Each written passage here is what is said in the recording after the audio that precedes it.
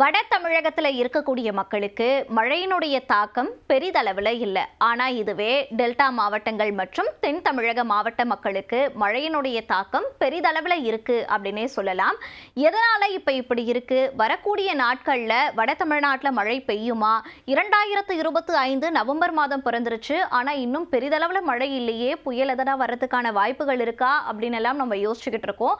வானிலை ஆய்வு மையம் என்ன சொல்லியிருக்காங்கன்னா, கட்டாயம் ஒரு புயல் வர வாய்ப்புகள் அதிக அளவிலேயே இருக்குன்னு சொல்லியிருக்காங்க. அந்த புயலுக்கு பேரையும் குறிச்சிட்டாங்க. இப்ப நம்மளுடைய வங்கக்கடல்ல என்ன நிலவரம் அப்படின்றத பார்க்கலாம். வங்கக்கடல்ல 2 சலனங்களானது நிலவிக்கிட்டு இருக்கு. ஒன்று பார்த்தீங்கன்னா அந்தமான் பகுதியில் இருக்கு, இன்னொன்று இலங்கை பகுதியில் இருக்கு.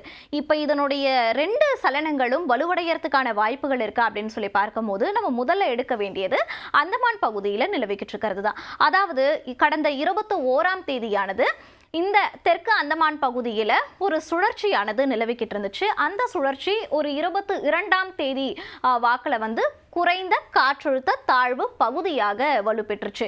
அதுவே 23ஆம் தேதி அப்படின்னு சொல்லும் போது ஆழ்ந்த காற்றழுத்த தாழ்வு பகுதியாக இது வலுப்பெற்றுச்சு. 24ஆம் தேதியான இன்று இது ஆழ்ந்த காற்றழுத்த தாழ்வு பகுதியாகவே வலுக்கொண்டிருக்கு.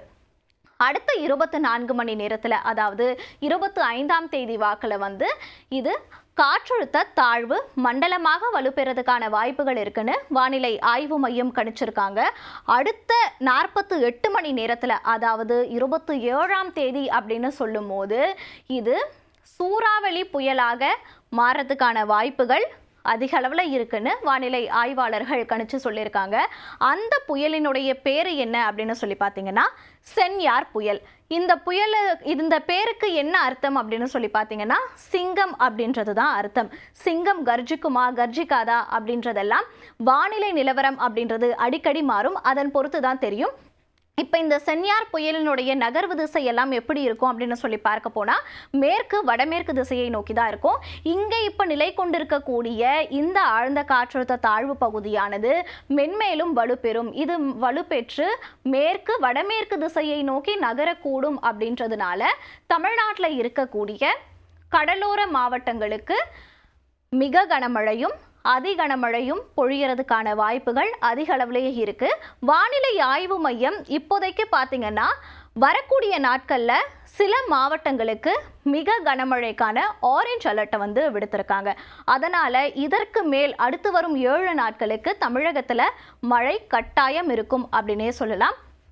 இதுதான் இப்போ தெற்கு அந்தமான் பகுதியில் நிலை கொண்டிருக்க அந்த ஆழ்ந்த காற்றழுத்த தாழ்வு பகுதியினுடைய நிலவரமாக பார்க்கப்படுது. அடுத்தது அப்படியே சொல்லி பார்த்தீங்கன்னா இங்கே, அதாவது இலங்கை பகுதியில் நிலை கொண்டிருக்கக்கூடிய இந்த சுழற்சி அப்படின்றது குறைந்த காற்றழுத்த தாழ்வு பகுதியாக இன்றைய தினத்தில் வலுப்பெறும். அதாவது 24ஆம் தேதி வாக்கில் இது வலுப்பெற்று குறைந்த காற்றழுத்த தாழ்வு பகுதியாக இருக்கும்னு வானிலை ஆய்வாளர்கள் கணிச்சிருக்காங்க. ஆனால் இதுவும் மேலும் வலுப்பெறும் அப்படின்னும் வானிலை ஆய்வாளர்கள் கணிச்சு சொல்லியிருக்காங்க. அப்போ நம்மளுடைய வங்கக்கடல் அப்படின்னு சொல்லி எடுத்துக்கிட்டோம்னா 2 சுழற்சிகள் நம்மளுக்கு இருக்கு. இந்த சுழற்சி, அதாவது தெற்கு அந்தமான் பகுதியில் இருக்கக்கூடிய அந்த ஆழ்ந்த காற்றழுத்த தாழ்வு பகுதியானது சென்யார் புயலாக உருவாறதுக்கான வாய்ப்பு அதிக அளவில் இருக்குன்னு வானிலை ஆய்வாளர்கள் கணிச்சிருக்காங்க. இதுவும் வலுப்பெறும்னு வானிலை ஆய்வு மையம் கணிச்சு சொல்லியிருக்காங்க. இப்போ நீங்கள் பார்த்தீங்கன்னா இங்கே இருக்கக்கூடிய இந்த மழை மேகங்கள் தமிழகத்துக்கு எந்த அளவில் மழை பொழிவை கொடுக்க போகுது அப்படின்றத நமக்கு உணர்த்துது. குறிப்பாக சொல்லி பார்த்தீங்கன்னா இங்கே இருக்கக்கூடிய இந்த டார்க் பிங்கிஷ் கலர் மற்றும் இந்த மஞ்சள் நிறம் தமிழ்நாட்டில் இருக்கக்கூடிய தென் மாவட்டங்களில் மழை பொழிவு அதிக அளவில் இருக்கும் அப்படின்றத நமக்கு உணர்த்துது. அதே போல் இப்போ நம்மளுக்கு வடகிழக்கு பருவமழை அப்படின்றதுனாலையும் மழை பொழிவு அதிக அளவில் இருக்கும். கடலோர மாவட்டங்களுக்கு, உள் மாவட்டங்களும், தமிழ்நாட்டில் இருக்கக்கூடிய உள் மாவட்டங்களுக்கும் வடகிழக்கு பருவமழையினுடைய தாக்கம் இருக்கும் அப்படின்னே நம்ம எடுத்துக்கலாம்.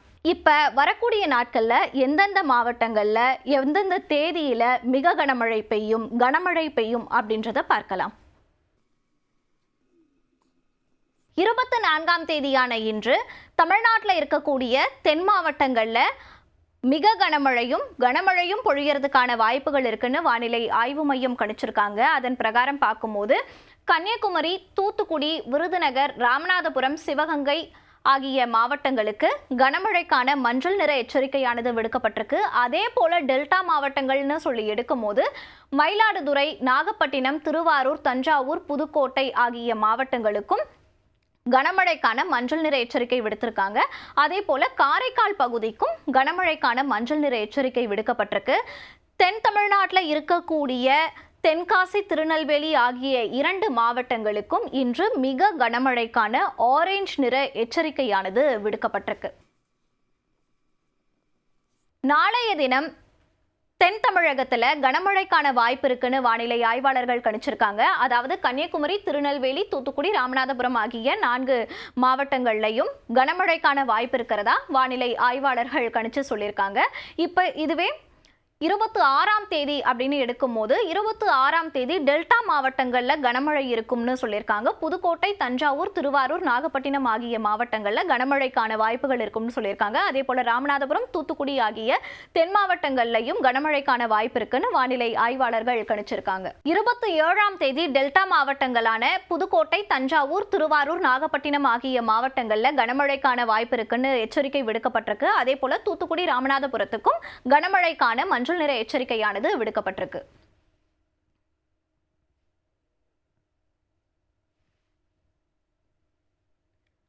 28ஆம் தேதி, அதாவது 27ஆம் தேதி வாக்குல புயலாக உருவாக கூடும் வங்கக்கடல்ல அப்படின்னு அந்த சென்யார் புயலை கணிச்சிருந்தாங்க. அதனுடைய தீவிரத்தன்மையானது எப்படி இருக்கும் அப்படின்னு சொல்லி பார்க்கும்போது, அதாவது தமிழகத்தை நோக்கி அந்த புயலானது நகரும் போது அதனுடைய தீவிரத்தன்மையின் போது எந்தெந்த மாவட்டங்களில் மழை பெய்யும் அப்படின்றதுக்கு இந்த வரைபடம் ஒரு எடுத்துக்காட்டாகவே இருக்கு.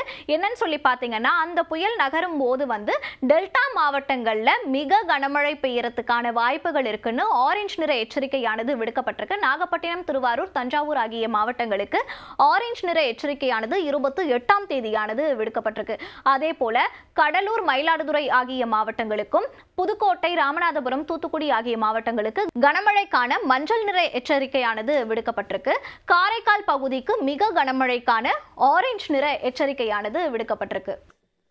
அதன் பிறகு வரப்போற 29ஆம் தேதி வானிலை ஆய்வு மையம் என்ன சொல்லியிருக்குன்னா, அந்த புயலினுடைய தீவிரத்தன்மை அதிகமாக இருக்கக்கூடும் அப்படின்றத கணிப்புல வச்சு அவங்க என்ன சொல்லியிருக்காங்கன்னா, தமிழகத்தில், அதாவது வட தமிழ்நாட்டில் இருக்கக்கூடிய மாவட்டங்கள் மற்றும் விழுப்புரம், கடலூர், மயிலாடுதுறை ஆகிய மாவட்டங்களுக்கு மிக கனமழைக்கான ஆரஞ்சு நிற எச்சரிக்கை விடுத்திருக்காங்க. அதே போல KTCC ஜோன் அப்படின்னு சொல்லக்கூடிய காஞ்சிபுரம், திருவள்ளூர், சென்னை ஆகிய மாவட்டங்களுக்கும் மிக கனமழைக்கான ஆரஞ்சு நிற எச்சரிக்கையானது 29ஆம் தேதி விடுக்கப்பட்டிருக்கு. இப்ப இதுவே 30ஆம் தேதி அப்படின்னு சொல்லி எடுக்கும் போது திருவள்ளூர் மாவட்டத்துக்கு மட்டும் மிக கனமழைக்கான ஆரஞ்சு நிற எச்சரிக்கையானது விடுக்கப்பட்டிருக்கு. அதன் பிறகு வட தமிழ்நாட்டில் இருக்கக்கூடிய மாவட்டங்களான சென்னை, காஞ்சிபுரம், செங்கல்பட்டு, விழுப்புரம், திருவண்ணாமலை, வேலூர், ராணிப்பேட்டை ஆகிய மாவட்டங்களுக்கு கனமழைக்கான மஞ்சள் நிற எச்சரிக்கையானது விடுக்கப்பட்டிருக்கு. தெற்கு அந்தமான் பகுதியில் நிலவிக்கிட்டு இருக்கக்கூடிய ஆழ்ந்த காற்றழுத்த தாழ்வு பகுதியானது மேலும் வலுப்பெறும்னு வானிலை ஆய்வு மையம் சொல்லியிருக்காங்க. அதே போல இலங்கை கடற்பகுதியில் நிலவிக்கிட்டு இருக்கக்கூடிய இந்த சுழற்சியும் மேலும் வலுப்பெறும்னு வானிலை ஆய்வு மையம் சொல்லியிருக்காங்க. ஒரே டைம்ல வங்கக்கடல்ல 2 சுழற்சிகள் அப்படின்னு நிலவுது. அப்ப தமிழ்நாட்டுக்கு என்னென்ன தாக்கங்கள் எல்லாம் இருக்கும், மழை பொழிவு எப்படி இருக்கும், வானிலை நிலவரம் மாறதுக்கான வாய்ப்புகள் இருக்கா அப்படின்னு எல்லாம் வரக்கூடிய நாட்கள்ல நாம பார்க்கலாம். இதுதான் தற்போதைய வானிலை நிலவரமாக பார்க்கப்படுது.